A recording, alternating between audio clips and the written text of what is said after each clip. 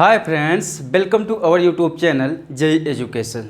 तो friends, I hope आप लोग मस्त होंगे, स्वस्थ होंगे और ज़बरदस्त होंगे।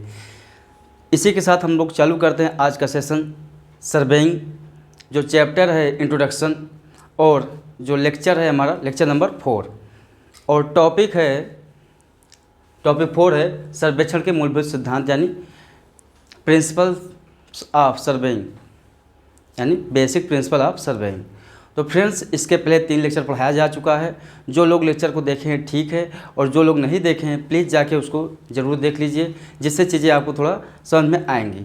तो फ्रेंड्स, आज का टॉपिक है हमारा बेसिक प्रिंसिपल्स ऑफ सर्वेइंग। तो फ्रेंड्स, अगर एक्यूरेसी को ध्यान में रखते हुए, यानी परिशुद्धता को ध्यान में रखते हुए, हमारे सर्वेक्षण के मूलभूत सिद्धांत को 2 भागों में डिवाइड किया गया है, यानी 2 भागों में बांटा गया है। पहला है working from whole to part, यानी किसी भी सर्वेक्षण कार्य को पूर्ण से अंश की ओर करना या सर्वेक्षण कार्य को पूर्ण से अंश की ओर बढ़ाना। और सेकंड है हमारा किसी भी नए बिंदुओं की स्थिति कम से कम 2 संदर्भ बिंदुओं से निर्धारित करना, locating new points from at least references to points. तो फ्रेंड्स, आइए हम लोग समझते हैं। हमारा पहला सिद्धांत है working from whole to part, यानी पूर्ण से अंश की ओर कार्य को बढ़ाना। तो फ्रेंड्स, पूर्ण से अंश की ओर हम लोग कार्य को क्यों करते हैं? इसमें क्या होता है, इस सिद्धांत से हम लोग कार्य करेंगे तो त्रुटियां कम आएंगी, पहली बात तो। और अगर त्रुटियां आती भी हैं तो उसी क्षेत्र में ही संचित हो जाती हैं, यानी सीमित रह जाती हैं, यानी वो बढ़ती नहीं हैं। और साथ ही साथ इस सिद्धांत से कार्य करने में त्रुटियां बहुत कम आएंगी। तो फ्रेंड्स, आइए देखते हैं इसके डेफिनेशंस को।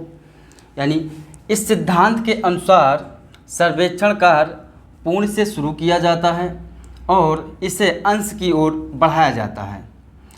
इस सिद्धांत से लघु त्रुटियां उसी क्षेत्र में ही सीमित रह जाती हैं जहां से ये घटी हों और संचित होकर बड़ा रूप नहीं ले पाती हैं। तो फ्रेंड्स, आइए देखते हैं इंग्लिश वर्जन में। According to this principles, the survey work is started from the whole and it is extended towards the part. By this principle, small errors remains confined to same areas where they have occurred and they do not accumulated and a big form। यानी friends, इस सर्वेक्षण के इस सिद्धांत के अनुसार क्या होगा, जो हमारा सर्वेक्षण होगा वो होल टू पार्ट किया जाएगा, और अगर इसमें एरर भी आता है, जिस पॉइंट पे एरर आएगा उसी पॉइंट पे एक्यूमुलेट हो जाएगा, यानी संचित नहीं हो पाएगा और बढ़ नहीं पाएगा और चीज़ें सही रह जाएंगी। और फ्रेंड्स, आइए समझते हैं फिगर के माध्यम से। अगर फ्रेंड्स हम लोग अगर बात करें, इसको 2 भागों में हम लोग डिवाइड करते हैं। पहला है हमारा होल टू पार्ट।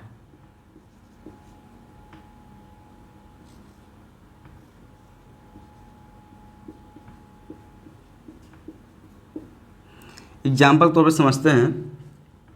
और सेकंड है हमारा पार्ट टू होल।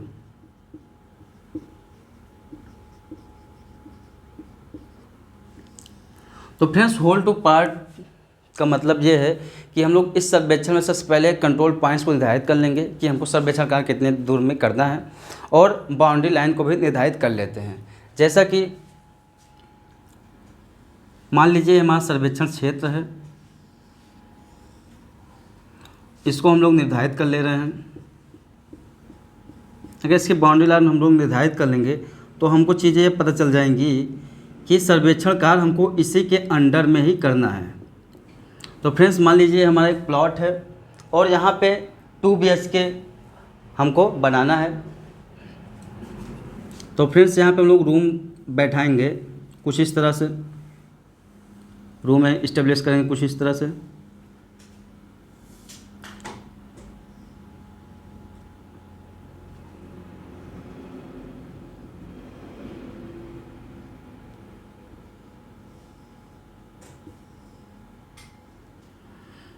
फ्रेंड्स, यहाँ पे हम देख रहे हैं इस 2 रूम के बीच में थोड़ा गैप आ जा रहा है, तो ये गैप हम लोग यहीं पर सुधार सकते हैं, इसके दोनों के इधर उधर खिसका करें, यानी बाउंड्री लाइन के अंदर ही जो त्रुटियाँ आएंगी वहीं पर इसका निवारण भी हो जाएगा। बट अगर हम लोग होल टू पार्ट काम करेंगे तब, और अगर हम लोग पार्ट टू होल कार्य कर रहे हैं, यानी हमको बाउंड्री लाइन पता ही नहीं है और हम लोग अपना प्लॉट यानी रूम इस्टेब्लिश कर रहे हैं, तब क्या होगा? तब के केस में देखिए आप लोग,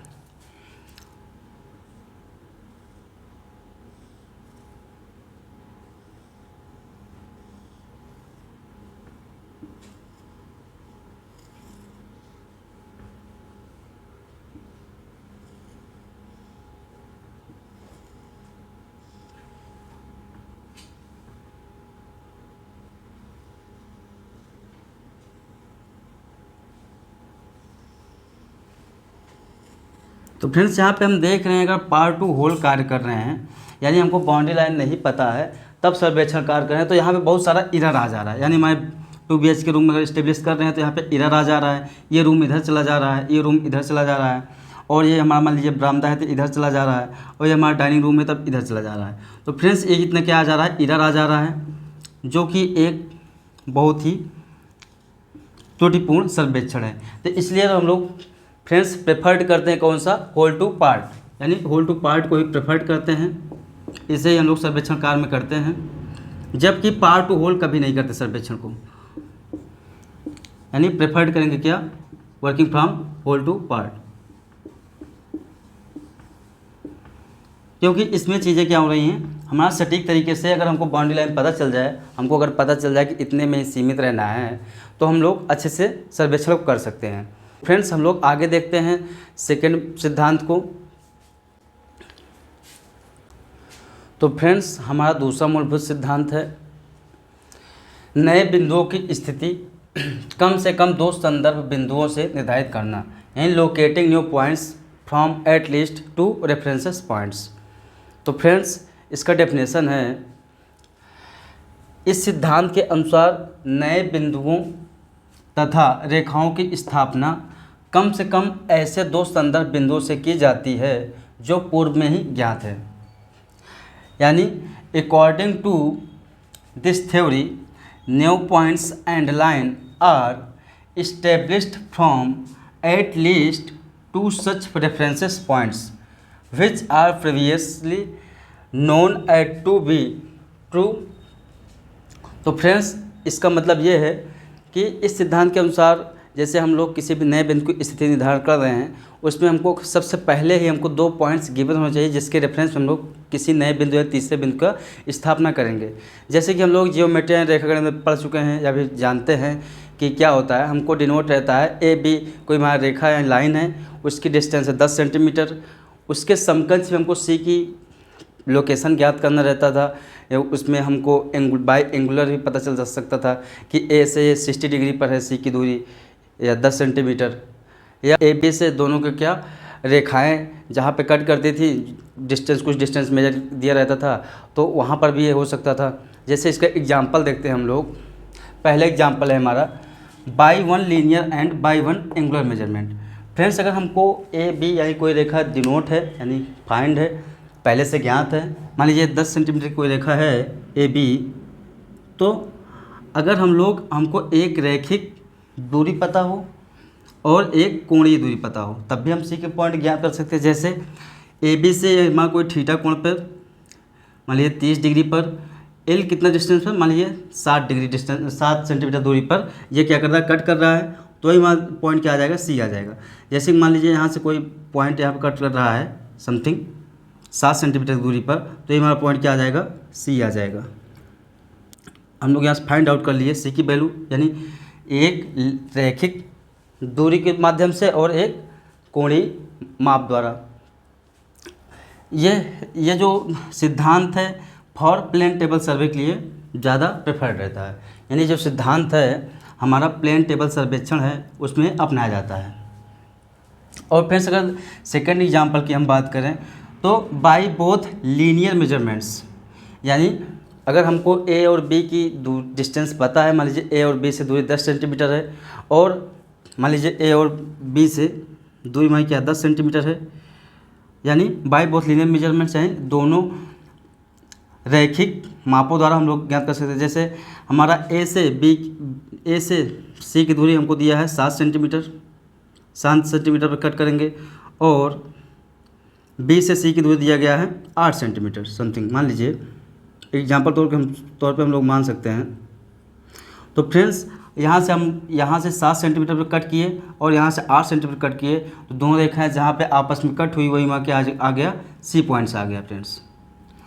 तो यहाँ पे बोथ लीनियर मेजरमेंट्स जो कि चैन सर्वे के लिए, जो हमको पता है कि चैन सर्वे हमारा रैखिक मापों के लिए प्रसिद्ध है, रैखिक मेजरमेंट करते हैं चैन सर्वेइंग में, तो वहाँ पर ये ज़्यादा बढ़िया रहेगा, वहाँ पे यह जो सिद्धांत है ज़्यादा सुटेबल रहेगा। तो फ्रेंड्स आते हैं हम तीसरे एग्जाम्पल ऐसी पॉइंट्स देखते हैं।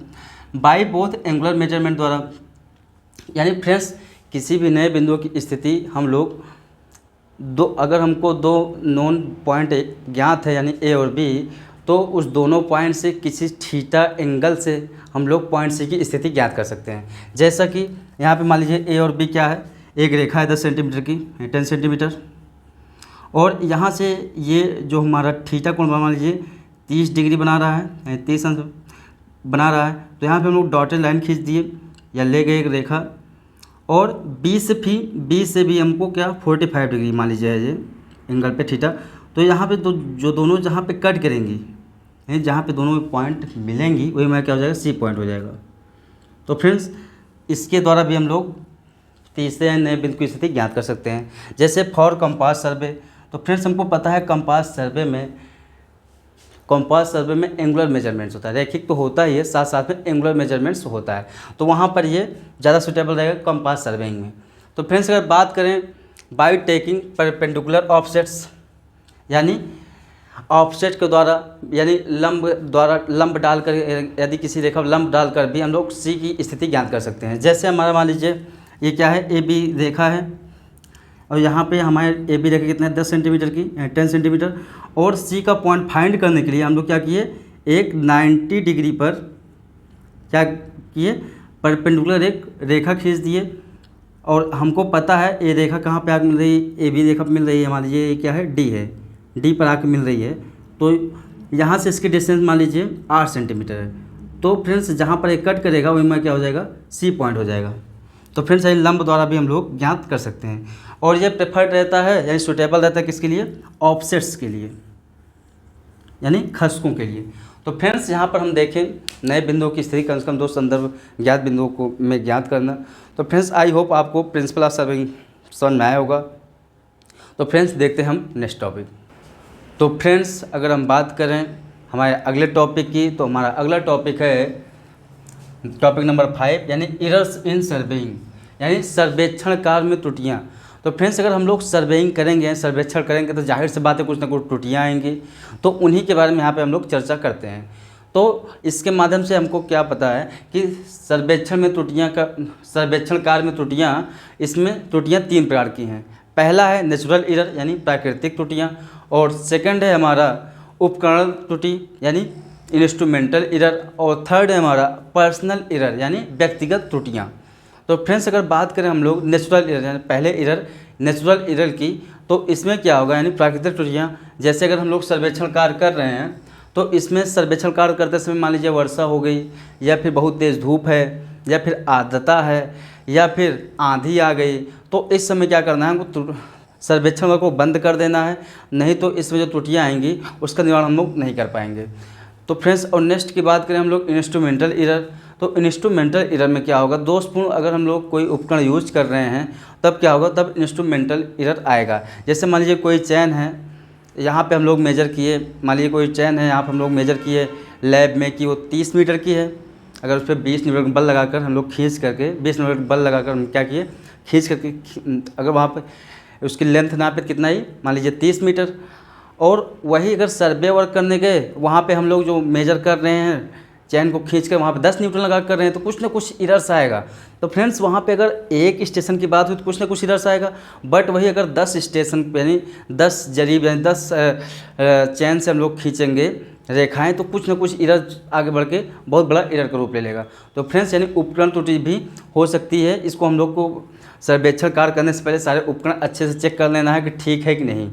और अगर फ्रेंड्स बात करें हम पर्सनल एरर की यानी व्यक्तिगत त्रुटि की, तो इसमें क्या हो सकती है फ्रेंड्स, अगर मान लीजिए सर्वेक्षक जो हमारा सर्वेक्षक है, जो सर्वेयर कर रहा है, जो सर्वेयर है जो सर्वेक्षण कर रहा है, उसमें उसका स्वास्थ्य न ठीक होना, या फिर उसका आई साइट प्रॉब्लम होना यानी आँखों के दृष्टि दोष होना आँखों में, या फिर जल्दबाजी, या उसको कार्य कुशलता का ज्ञान ना होना, जो हमको कार्य करना है सर्वे के बारे में उसको ज्ञान ना होना, या फिर पॉइंट यानी पॉइंट लिखना, जो पॉइंट मेंशन कर रहा है, मान लीजिए पता लगा हमारा पॉइंट आ रहा है 69 तो लिख दिया वो 79। तो फ्रेंड्स ये सब जो एरर होंगे हमारे व्यक्तिगत एरर होंगे यानी पर्सनल एरर्स होंगे। तो फ्रेंड्स अगर बात करें डेफिनेशन की नेचुरल एरर्स की, आइए देखते हैं। सर्वेक्षण कार्य में यह त्रुटि खराब मौसम, आंधी, तेज धूप, आर्द्रता, भू वक्रता आदि के कारण आती है। तो friends in survey work bad weather, storm, rain, strong sunlight occurs due to humidity, curvature of the earth etc। तो फ्रेंड्स अगर हम लोग बात करें सेकंड डेफिनेशन सेकंड एरर की, तुम्हारा क्या है इंस्ट्रूमेंटल एरर। इसमें क्या है उपकरण त्रुटि। अगर फ्रेंड्स हम लोग दोषपूर्ण, गलत अथवा असमंजित उपकरणों द्वारा कार्य करने से यह त्रुटि आती है, यानी this error comes from doing survey work with faulty, wrong और अनकोऑर्डिनेट इंस्ट्रूमेंट। तो फ्रेंड्स अगर हम अगले एरर की बात क्या करें, क्या है हमारा पर्सनल एरर यानी व्यक्तिगत त्रुटि, यानी सर्वेक्षक का क्षेत्र कार्य के लिए स्वस्थ ना होना यानी उसका स्वास्थ्य गड़बड़ होना, और कमज़ोर दृष्टि वाला होना अथवा लापरवाही यानी उसका आई साइट नहीं सही होना, और लापरवाही नहीं बेपरवाह व्यक्ति होना, भूल या अकुशलता। भूल का मतलब ये है फ्रेंड्स, अगर मान लीजिए पता चला हमको यहाँ पे हमारा वैल्यू आया, मान लीजिए कोई हम लोग वैल्यू लिख रहे हैं 89 आ गया, और वहाँ पर लिख दिए हम लोग उसके जगह लिख दिए क्या 79। तो फ्रेंड्स यहाँ पर भी क्या है एक भूल है, बहुत बड़ी भूल है। इससे क्या होगा मेरे पूरे सर्वे वर्क का डाटा बदल जाएगा, जिससे एरर आ जाएगा। और फ्रेंड्स अगर बात करें भूल या जल्दबाजी से कार्य करने से होने वाली त्रुटि व्यक्तिगत त्रुटि कहलाती है। जल्दबाजी से कार्य कर रहे हैं, पता लगा हम लोग सर्वे वर्क कर रहे हैं, शाम 6:30 बज गया है और ख़त्म ही होने वाला है सर्वे, लेकिन अगर अगले दिन करेंगे तो फिर से स्टार्ट करना पड़ेगा, तो उस समय क्या करेंगे बहुत जल्दबाजी से करेंगे तो कुछ ना कुछ एरर्स आ सकता है। तो फ्रेंड्स अगर देखें 10 surveyor's not being healthy for field work, यानी जो सर्वेयर्स है हमारा हेल्थी नहीं है सर्वे वर्क के लिए। हैविंग वीक आई साइट या आई साइट वीक हो, केयरलेसनेस यानी बेपरवाह व्यक्ति, मिस्टेक्स, इनएफिशिएंसी, और ड्यू टू वर्क क्विकली यानी जो हम लोग वर्क कर रहे हैं बहुत जल्दबाजी में कर रहे हैं। The mistake is called personal errors. तो फ्रेंड्स यहाँ पे हम लोग बात किए एरर्स इन सर्वेइंग की। तो फ्रेंड्स यहाँ पे 3 त्रुटियाँ हम लोग देखें, और नेक्स्ट टॉपिक हम आगे देखते हैं क्लासिफिकेशन ऑफ एरर, यानी जो क्लासिफिकेशन ऑफ एरर है यहाँ पे हम लोग देखें त्रुटियाँ जो हो सकती हैं नेचुरल, इंस्ट्रूमेंटल, पर्सनल। अभी हम लोग देखते हैं क्लासिफिकेशन ऑफ एरर। तो फ्रेंड्स अगर हम बात करें क्लासिफिकेशन ऑफ एरर यानी त्रुटियों का वर्गीकरण के बारे में देखा जाए तो यह त्रुटि 2 प्रकार की होती है। पहला है संचयी त्रुटि और दूसरा है हमारा प्रतिकाय त्रुटि, यानी पहला क्यूमुलेटिव एरर और सेकंड है कॉम्पनसेटिव एरर। यानी संचयी त्रुटि क्या होती है, यह त्रुटि एक ही दिशा में संचित होती रहती है और आगे बढ़ती रहती है। अगर हम सर्वेक्षण कार्य कर रहे हैं और करते चल रहे हैं तो ये क्या होगा एक ही दिशा में बढ़ती रहेगी और आगे अग्रसित होती रहेगी। अगर इसकी माप की बात करें तो यह वास्तविक माप से कम भी हो सकती है या ज़्यादा भी हो सकती है। कहते हैं मतलब फ्रेंड्स अगर इसकी माप की बात करें तो इसकी जो माप आएगी वास्तविक माप से निगेटिव भी वैल्यू आ सकती है या पॉजिटिव वैल्यू भी आ सकती है।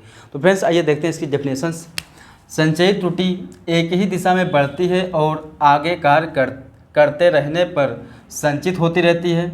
इस त्रुटि के कारण सर्वेक्षण कार्य के माप या तो वास्तविक माप से अधिक होते हैं अथवा कम होते हैं। यानी फ्रेंड्स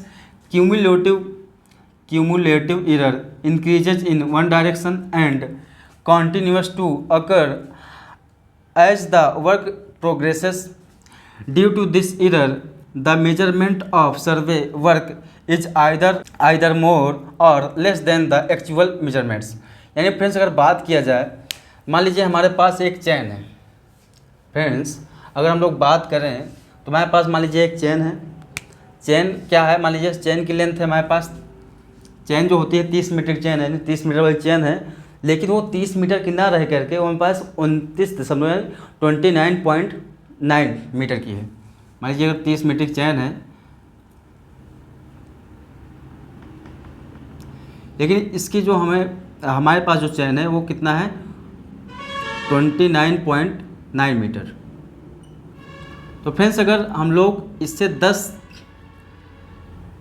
10 बार गुणा करके 300 मीटर दूरी नापेंगे तो 300 मीटर आएगा, डिस्टेंस हमारा कितना आएगा 300 मीटर।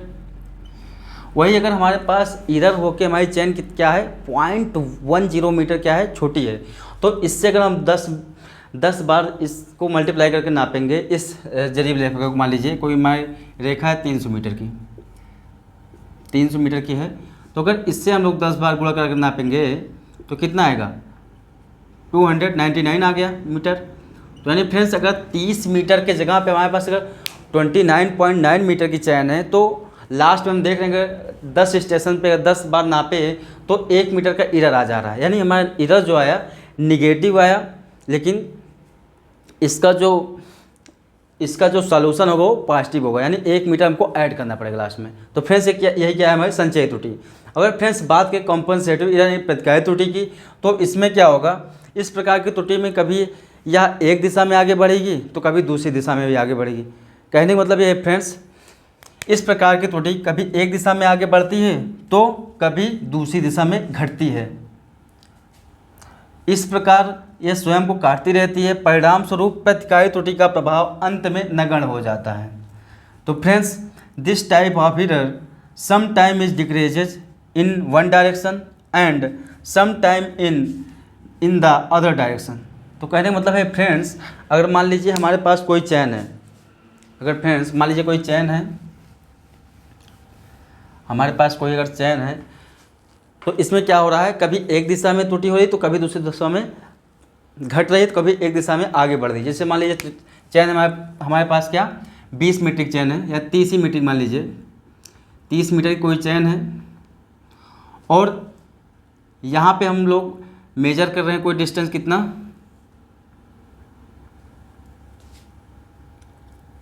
मान लीजिए 900 मीटर मेजर करना है हमको, यानी 900 मीटर मेजर करना है इस चैन से।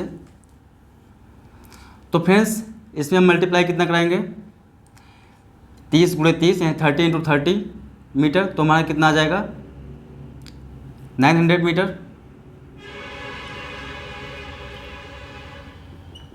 तो यही अगर फ्रेंड्स अगर हम बात करें, ये तो हमारी चैन है एग्जैक्ट यानी वास्तविक डायरेक्शन वाली चैन, बट अगर हमारी चैन जो है दोनों तरफ से 0.1 और 0.1 क्या है छोटी है, यानी अगर मान लीजिए दोनों तरफ से अगर 0.1 छोटी है, दोनों तरफ से क्या है 0.1 छोटी है, तो हमारी चैन कितने मीटर की बनी 29.80। वही फ्रेंड्स अगर हम इसका 30 से मल्टीप्लाई कराएं तो कितना आएगा, मान लीजिए हमारा डिस्टेंस जो आ रही है वास्तविक 894 मीटर आ रही है, अगर 30 से हम लोग मल्टीप्लाई कराएं तो फ्रेंड्स इसका मतलब क्या होगा, यहाँ पे कितने एरर आ गया हमारा 6 मीटर समथिंग एरर आ गया। तो फ्रेंड्स क्या होगा इसमें, इस प्रकार त्रुटि एक दिशा जो चैन है हमारी दोनों तरफ से छोटी है, यानी तो क्या करेगी, एक चैन नापने के बाद क्या होगा, अगर मान लीजिए कोई चैन अपने आप में ही छोटी है तो क्या होगा, एक तरफ मेजर करेगी तो जो मान लीजिए स्टेशन ए है, स्टेशन बी है और स्टेशन सी है, स्टेशन डी है, तो फ्रेंड्स अगर छोटी है दोनों तरफ से तो इतना ही मेजर कर पाएगी, फिर दोबारा आएगी मेजर करने दूसरे स्टेशन के बीच की दूरी, फिर इतना मेजर कर पाएगी, फिर तीसरे स्टेशन के बीच की दूरी इतना मेजर कर पाएगी। कहने का मतलब फ्रेंड्स ये है, इस प्रकार की त्रुटि एक ही दिशा में आगे बढ़ती है तो कभी दूसरी दिशा में घटती है। तो फ्रेंड्स इस प्रकार स्वयं काटती रहती है, परिणाम स्वरूप क्या होगा, लास्ट में इसका प्रभाव जो होगा नगण्य हो जाएगा यानी नेगलेक्ट हो जाएगा। तो फ्रेंड्स यहाँ पे हम लोग पढ़ें क्लासिफिकेशन ऑफ एरर। तो अगर ये लेक्चर समझ में आया है तो फ्रेंड्स हमारे वीडियो को लाइक करिए, शेयर करिए, हमारे चैनल पर अगर नए हों तो चैनल को सब्सक्राइब करिए और साथ ही साथ बेल आइकन जरूर दबा दीजिए, जिससे आपको आने वाली सारी नोटिफिकेशंस मिलते रहेंगे। तो फ्रेंड्स मिलते हैं अगले लेक्चर में। Thank you.